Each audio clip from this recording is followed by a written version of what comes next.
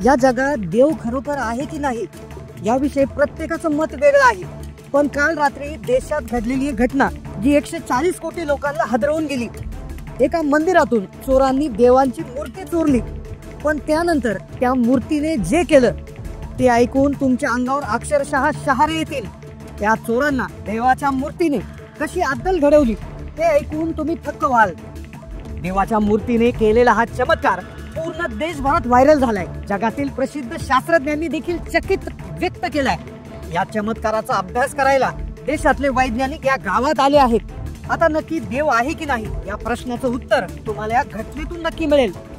एक आश्चर्यकारक घटना, देशाला हादरवणारी घटना जी घडली एका छोट्याशा गावात, जिथे चोरांनी मंदिरातील मूर्ती चोरली आणि त्या मूर्तीने त्यांच्या बरोबर असा चमत्कार घडवला की जे ऐकून देशभरातील शास्त्रज्ञ हैराण झाले। ही घटना आहे भगवान श्रीराम, भगवान माता आणि भगवान लक्ष्मण यांच्या मूर्तीची, ज्यांनी चोरांना धडा शिकवला। देव आहे की नाही या गोष्टीवर तुमच्या मनात शंका असेल तर ही घटना नक्की ऐका, तुम्हाला विचार करायला भाग पाडेल। या रहस्यमय घटनेचा आपण खुलासा करणार आहोत। मध्य प्रदेशातील एका छोट्या गावात एक प्राचीन मंदिर होतं। हे मंदिर साधारणपणे 250 ते 300 वर्ष जुनं आहे। या मंदिरात भगवान श्रीराम, माता सीता, लक्ष्मण आणि हनुमानजी याच्या मूर्ती विराजमान आहेत। हे मंदिर भगवान शिव आणि श्रीराम यांच्या मंदिरानं ओळखलं जाते। दूरवरून भक्त या मंदिरात दर्शनासाठी येतात। नवसाला पावणारं मंदिर म्हणून पूर्ण मध्य प्रदेशात याची ख्याती आहे। मंदिरात मूर्तीवर सोन्याचे दागिने आहेत, जे एका भक्ताने भेट म्हणून दिलेले आहेत। दागिने हे वजनाने खूप जड आहेत आणि जे एका प्रसिद्ध सोनाराने मूर्तींवर बसवले आहेत। ते अशा पद्धतीने बसवले गेले आहेत की जे कुणी काढून घेऊ शकत नाही, त्याची चोरी कुणी करू शकत नाही। पण एके रात्री जेव्हा गाव शांत झोपला होता तेव्हाच काही चोरांनी या मंदिरावर डोळा ठेवला। देवाच्या या मूर्त्यांवर वजनदार दागिने, अत्यंत आकर्षक आणि किमती मौल्यवान असा खजिना आहे म्हणून पूर्ण राज्यात चर्चा होतीच। मग चोरांनी ठरवलं की एक दिवशी हे दागिने आपण चोरून नेऊ आणि विकू। चोरांनी प्लॅनिंग सुरू केलं। मंदिर उघडण्याची वेळ, मंदिर बंद होण्याची वेळ, मंदिरात कोण येतं कोण जातं, पुजारी कोण आहे, संपूर्ण प्लॅनिंग केलं, कारण की दागिने खूप जास्त आणि खूप मौल्यवान होते। एका दिवशी रात्रीच्या गडद अंधारात 2 चोर मंदिरात घुसण्याच्या तयारीत होते। त्यांच्या मनात एकच विचार होता की मूर्तीवरील सोन्याचे दागिने चोरी करायचे आणि बाजारात विकून श्रीमंत व्हायचं। त्या मंदिराला खूप मोठं कुलूप होतं। ते कुलूपही अत्यंत प्राचीन काळातलं मजबूत कुलूप होतं। ते जर कापायला गेलं तरी कापता येणार नाही अशी त्याची ख्याती होती। म्हणूनच त्या चोरांना सगळ्यात मोठा अडथळा होता या कुलपाचा। आता कुलूप तर तुटणार नाही, दरवाजाही त्यापेक्षा भक्कम होता। म्हणून त्यांनी एका चाव्या बनवणाऱ्याला हाताशी धरलं, त्याला 5 पट पैसे देऊन सांगितलं की या जो कुलूप आहे या कुलपाची चावी बनवून दे। त्या कुलूप चावी बनवणाऱ्याने देखील त्यांना चावी बनवून दिली आणि तीच चावी घेऊन हे चोर त्या गडद रात्री मंदिराच्या कुलपासमोर उभे होते।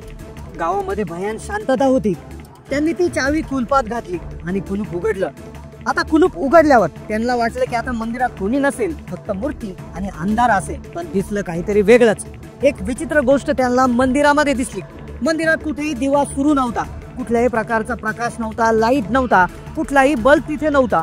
पण मंदिरातून एक प्रकाश मूर्तीतून बाहेर पडत होता। मूर्तीतून एक तेजस्वी प्रकाश येत होता। हा प्रकाश इतका तीव्र होता की ज्यामुळे संपूर्ण मंदिर उजळून निघालं होतं। पहिल्यांदा चोरांना फार भीती वाटली। कुठलाही लाईट नाहीये, कुठलाही बल्ब नाहीये, कुठला दिवा नाहीये, पण हा प्रकाश कुठून येतोय? चोर ते पाहून घाबरले। चोरांना वाटलं देवाने काहीतरी चमत्कार केलाय। एक चोर तर बाहेर पळायला सुरुवात झाला, पण दुसऱ्या चोराने त्याला धीर दिला, त्याने हिंमत दिली। तो म्हटला काहीच नाही, आपण जे काम करायला आलो ते करून घ्या, ही शेवटची संधी आहे, यानंतर पुन्हा संधी मिळणार नाही। मग त्यांनी हिंमत करून दागिने काढायला सुरुवात केली।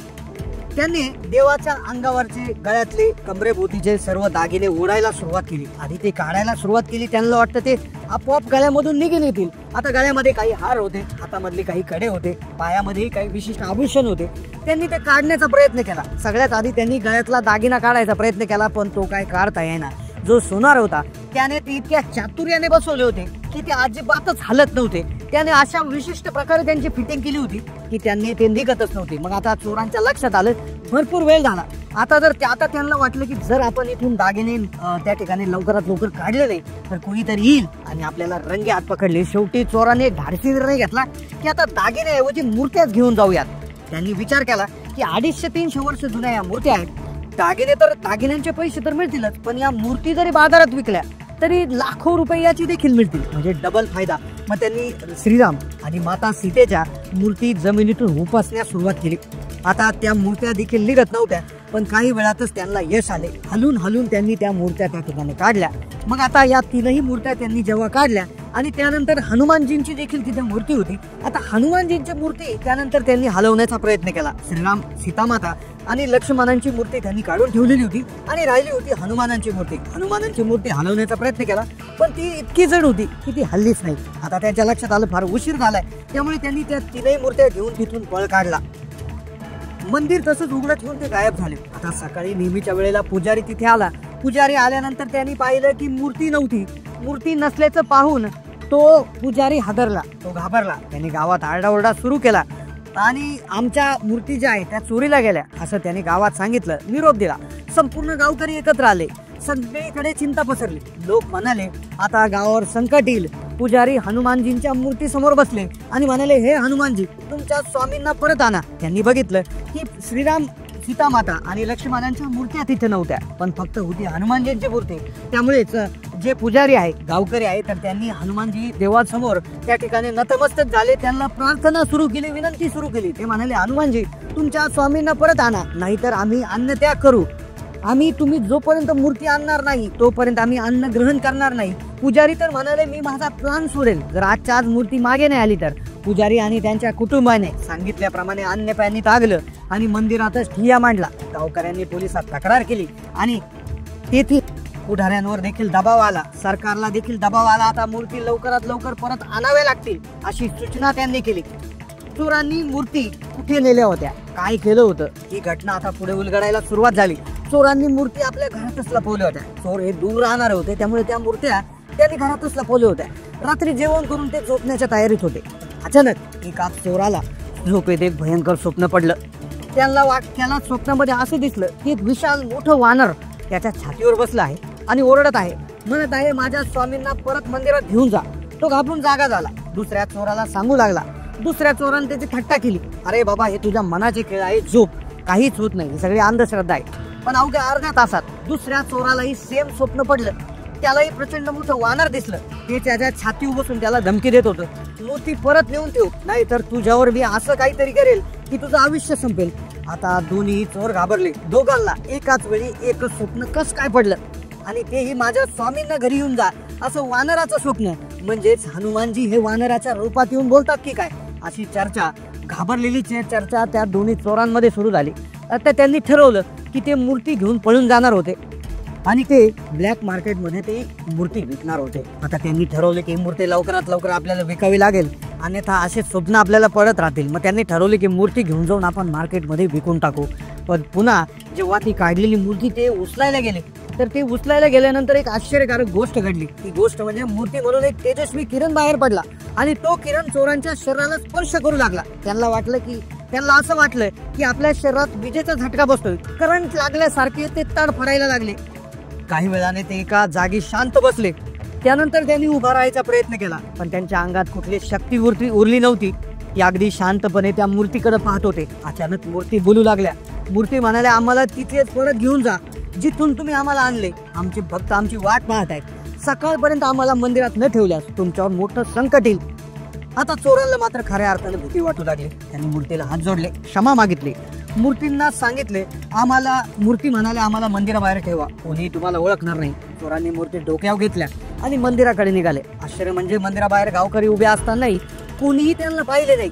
त्यांनी मूर्ती मंदिराबाहेर ठेवल्या आणि निघाले. आश्चर्य म्हणजे मंदिराबाहेर गावकरी उभे असतानाही त्यांना कोणी पाहिले नाही. त्यांनी मूर्ती मंदिराबाहेर ठेवल्या, चुपचाप निघून गेले. सकाळी गावकऱ्यांना मूर्ती परत दिल्या आणि गावकऱ्यांच्या देखील आनंदाला पारावार उरला नाही. चोरांना मूर्तीकडून आदेश मिळाला होता की त्यांनी पोलिसात जाऊन आपला गुन्हा कबूल करावा. ते थेट पोलीस ठाण्यात गेले आणि सारी हकीकत सांगितली. पोलिसांना त्यांच्यावर सर्वप्रथम विश्वास बसला नाही. त्यांनी चोराला वेडे समजून सोडून दिले, जसे मूर्तीने सांगितले होते.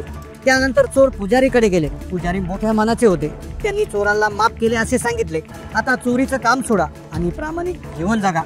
पुजारींनी चोरांना गावात कोणालाही न सांगण्याचे वचन दिले. त्यांनी चोरांना सांगितले, तुम्ही भाग्यवान आहात, कारण स्वतः भगवानांनी तुम्हाला संवाद साधला या घटनेने चोरांचं जीवन बदललं. त्यांनी चोरी सोडली आणि प्रामाणिकपणे जगायला सुरुवात केली. ही घटना इतकी चमत्कारिक होती की त्याची एका पुस्तकात नोंदवली गेली आहे. ही कथा आपल्याला सांगते की सच्चा भक्त आणि भगवान यांच्यातील नाते किती दृढ असते. जिथे भक्तांचं प्रेम खरं असतं तिथे भगवान स्वतः त्यांच्यासाठी चमत्कार घडवतात. मध्य प्रदेशातील हे मंदिर आजही त्या चमत्काराची साक्ष देते. तुम्हाला ही कथा कशी वाटली? तुमच्या मनात देवाबद्दल काय विचार आहेत आम्हाला कमेंटमध्ये नक्की सांगा. आणि आणखी अशाच एका रोचक कथा ऐकण्यासाठी आमचे चॅनल सबस्क्राईब करा.